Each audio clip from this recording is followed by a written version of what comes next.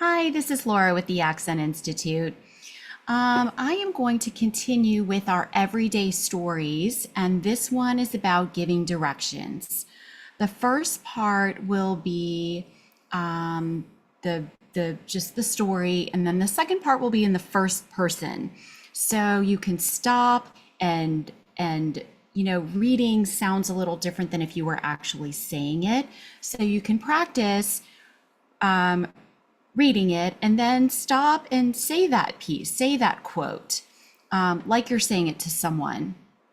Also, you could, a client told me that they have been reading it over my voice to try to match the rhythm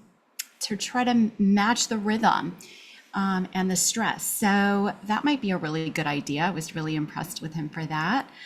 So let's get started. I'm going to share this story with you. There we go. Okay. So this one is about giving directions. While walking to the post office, Sam was stopped by a tourist who looked lost. Remember, continuous voicing, so don't break up your words. The tourist asked, "Excuse me, could you tell me how to get to the art museum?" Sam smiled and said, "Of course. You're actually pretty close. Just keep walking straight down the street for 2 blocks, then turn right at the traffic light. The museum will be on your left. You can't miss it." The tourist thanked Sam for the directions and went on their way. Sam felt good about being able to help someone out and continued to the post office to mail his package. Okay, so that's the story.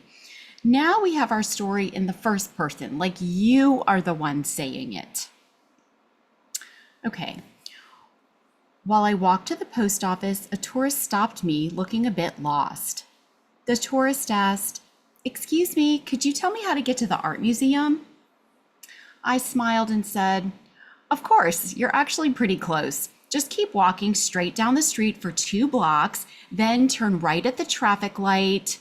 The museum will be on your left. You can't miss it."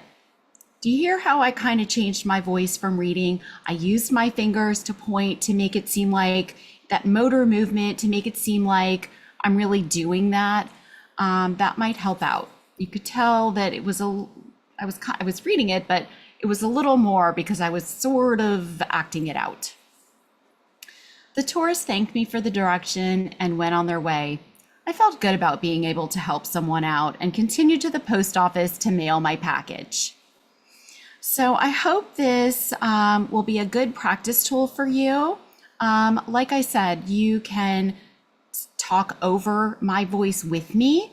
You can kind of act it out. If you're using motor movements, tricks your brain a little bit into thinking, okay, yeah, I really am telling somebody that. So good luck, and good luck practicing.